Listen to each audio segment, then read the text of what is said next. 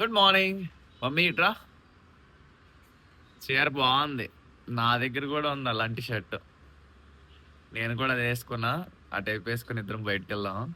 అలాగే వెళ్దాం బయట స్విన్నింగ్. పెద్దమ్మ ఇంటికి వెళ్దాం పద. పెద్దమ్మ ఇంటికి వెళ్దామా?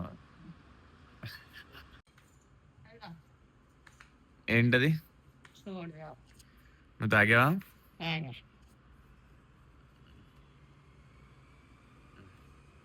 గోడ పోస్తుంది. మమ్మీ ఇట్రా. ఇదే షర్ట్. బాగుంది.